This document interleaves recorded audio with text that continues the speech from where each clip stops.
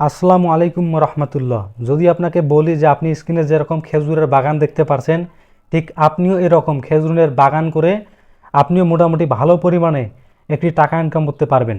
এখন অথবা আপনার মনে প্রশ্ন জাগতে পারে যে এটা কি সত্যি যে এভাবেও খেজুরের বাগান করে খুব কম সময়ে টাকা ইনকাম করা যায়? যদি আপনার মনের মধ্যে কোনো দ্বিধাদ্বন্দ্ব থেকে থাকে তাহলে সম্পূর্ণ ভিডিওটি দেখুন যে কিভাবে বা কোন প্রসেসগুলো ফলো করলে এরকম খেজুরের বাগান থেকে আপনি বা আমরা যারা গ্রাম অঞ্চলে রয়েছি আমরা কীভাবে টাকা ইনকাম করতে পারি। তো প্রথমত এরকম খেজুরের বাগান করার জন্য আমাদেরকে প্রথমত খেজুরের চারা গাছ যেগুলো রয়েছে আমরা গ্রামের ভাষায় বলে থাকি, তো ওই চারা গাছগুলোকে সংগ্রহ করতে হবে। আর সব থেকে ভালো হয় এই চারা গাছগুলোকে আপনারা মানে অন্যর কাছ থেকে ক্রয় না করে নিজে নিজে ভালো মানের চারা উৎপাদন করার চেষ্টা করুন, কারণ অনেক বীজ পাওয়া যায়। তো যাই হোক, এটা আপনারা সংগ্রহ করে নেবেন বা কীভাবে সংগ্রহ করবেন সেটা ইনশাল্লাহ বলার চেষ্টা করব।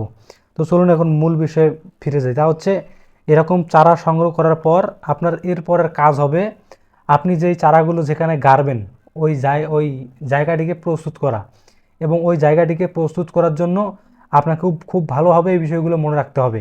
তো আমরা সচরাচর গ্রামের মানুষ যেরকম খেজুরের চারা রোপণ করি ওভাবে করলে হবে না, বরং আমি যে পদ্ধতিগুলো আপনাদেরকে বলতেছি এবং আপনারা যদি পদ্ধতিগুলো যদি অবলম্বন করতে পারেন তাহলে ইনশাল্লাহ দেখবেন দিন শেষে আপনিও লাভবান হবেন।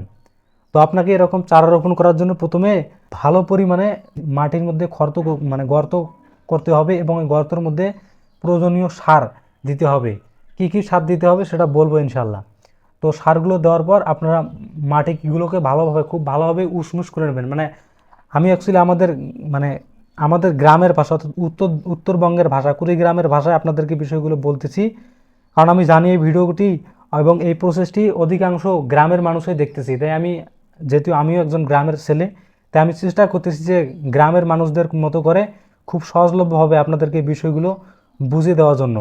তো তা হচ্ছে আপনি মাটিগুলোকে খুব ভালোভাবে উসমুস করে নেবেন, এরপর বেশ কয়েকদিন রেখে দিবেন এবং খুব ভালোভাবে মাটিগুলোকে মিশিয়ে নেওয়ার পর ধীরে ধীরে সমস্ত মানে এক এক করে খেজুরের চারাগুলোকে সেখানে রোপণ করবেন, অর্থাৎ গেড়ে দিবেন। এরপর মোটামুটি একটু অর্থাৎ ধাপ আকার যাকে বলা হয়, এক কথায় আমরা যে টপ বলে থাকি আমাদের অঞ্চল অর্থাৎ কুড়িগ্রামে আমরা মানে এরকম এটাকে আমরা টপ বলে থাকি। তো আপনারা টপের মতো তৈরি করবেন এবং এরপর ওখানে মানে নিয়মিত পানি দেবেন। এবং এখানে আরেকটি প্রশ্ন হচ্ছে, তা হচ্ছে আপনার কিন্তু একটু সময় লাগবে, কারণ আপনি যখন শুরু করবেন তখন দেখা যাবে যে শুধুমাত্র আপনার সময় ইনভেস্ট হচ্ছে বা সামান্য পরিমাণ অর্থ ইনভেস্ট করা লাগতেছে। তো এখানে আপনি ডিমোটিভেট হবেন না, বরং আপনি ধৈর্য সহকারে শুরু করবেন। আর এই প্রসেস অর্থাৎ এই খেজুরের এই পরিসরের বাগান তৈরি করার আগে আপনি অবশ্যই আপনাদের অঞ্চলে যে উপজেলা কৃষি অফিসার রয়েছে তার সঙ্গে মানে পরামর্শ করবেন। উনি যেভাবে বলবে আপনি ওভাবেই আপনি করার চেষ্টা করবেন এবং ওনার বাতানো পদ্ধতিগুলো অবলম্বন করার চেষ্টা করবেন। আর একটা বিষয় হচ্ছে আমাদের দেশ থেকেও কিন্তু এই কৃষিভিত্তিক অর্থনীতির দিকে বেশি ধাবিত হওয়ার কথা বলা হচ্ছে। কারণ দেখবেন যে শহর অঞ্চলে যে সমস্ত মানুষ থাকে বা শহরের মধ্যে যে সমস্ত মিল ফ্যাক্টরি থাকে ওখানে কিন্তু যে কায়িক শ্রমটা সব থেকে বেশি, আর ওই শ্রমের বিনিময় এবং ওই পরিমাণ শ্রমের বিনিময়ে কিন্তু টাকা খুব কম। কিন্তু আপনি যদি গ্রামের মধ্যে থেকে এরকম কৃষিভিত্তিক অর্থনীতির মাধ্যমে নিজেকে স্বাবলম্বী করার চেষ্টা করেন এবং ওই প্রসেসে আপনি যদি চলেন তাহলে দেখবেন যে আপনি খুব ভালো পরিমাণে একটা আর্নিং করতে পারতেছেন। অ্যাকচুয়ালি আমাদের দেশের মধ্যে এবং আমাদের দেশের প্রধান পেশা কিন্তু এই কৃষিভিত্তিক পেশা, কিন্তু আমাদের বর্তমান সময় ছেলেপেলেগুলো মানে ঠিক অন্যরকম হয়ে গেছে, যে এদের সবসময় একটা টেন্ডেন্সি থাকে যে লেখাপড়া করবে এরপরে ওরা মানে কৃষিভিত্তিক অর্থনীতি না, বরঞ্চ যে কোনো মিল ফ্যাক্টরি বলেন বা গার্মেন্টস বলেন বা সরকারি চাকরি বলেন এদিকে তারা বেশি ফোকাস দেয়। কিন্তু এরকম কৃষিভিত্তিক অর্থনীতির মধ্যে কিন্তু টাকা রয়েছে।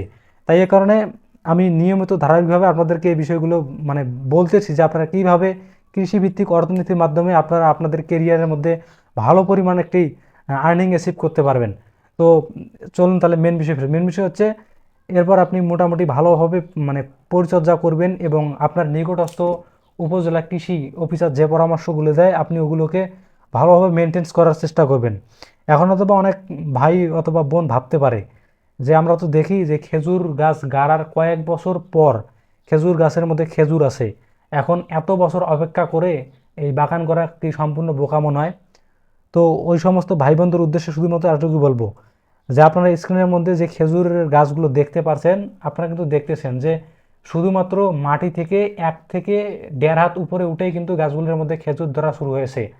আর ঠিক এরকম কিন্তু শুধু মানে বিদেশের মধ্যে না, বরং বাংলাদেশের মধ্যে কিন্তু এরকম অনেক খেজুরের জাত বের হয়েছে যে ওই গাছগুলো মানে 1 থেকে 1.5 হাত মাটি থেকে উপরে উঠে খেজুর দেওয়া অর্থাৎ ভালো পরিমাণে ফলন দেওয়া শুরু করে। আর একটা বিষয় আপনাদের উদ্দেশ্যে বলে রাখি, তা হচ্ছে যে আমাদের বাংলাদেশ থেকে দেখা যায় যে অনেক ছেলে বিদেশের অর্থাৎ প্রবাসে যায়।